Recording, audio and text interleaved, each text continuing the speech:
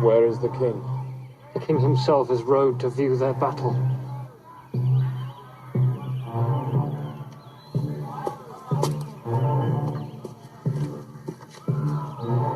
Of fighting men, they have full 300,000. That's 5 to 1. Besides, they are all fresh. 'Tis a fearful odds. Oh, that we now had here but 10,000 of those men in England that do no work today. What's he that wishes so? My cousin Westmoreland? No, my fair cousin. If we are marked to die, we are enough to do our country loss. And if to live, the fewer men, the greater share of honor. God's will, I pray thee, wish not one man more.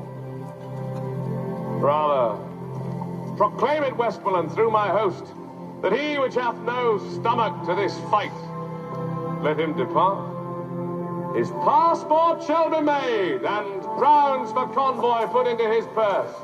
We would not die in that man's company that fears his fellowship to die with us. This day is called the Feast of Crispian.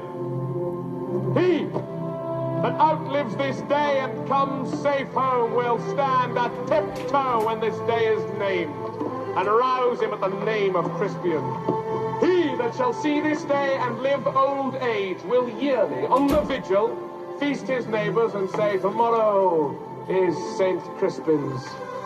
Then will he strip his sleeve and show his scars, and say, these wounds I had on Crispin's day.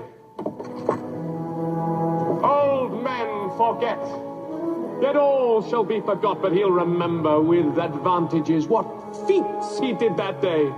Then shall our names, familiar in their mouths as household words, Harry the King, Bedford and Exeter, Warwick and Talbot, Salisbury and Gloucester, be in their flowing cups freshly remembered. This story shall the good man teach his son, and Crispian shall ne'er go by from this day to the ending of the world, but we in it shall be remembered. We few, we happy few, we band of brothers, for he today that sheds his blood with me shall be my brother. Be he ne'er so vile, this day shall gentle his condition. And gentlemen in England, now abed, shall think themselves accursed they were not here, and hold their manhood's cheap, whiles any speaks that fought with us upon St. Crispin's Day!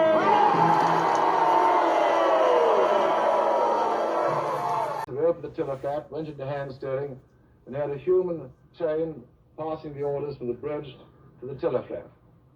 I remained on the bridge for the whole of that trip, except on the first morning when we recovered those bodies we could and we buried them at sea. And a rather eerie and harrowing experience it was. But as I read the funeral service, so the steering orders came down. Ashes to ashes, starboard 10, dust to dust, midships, and so forth.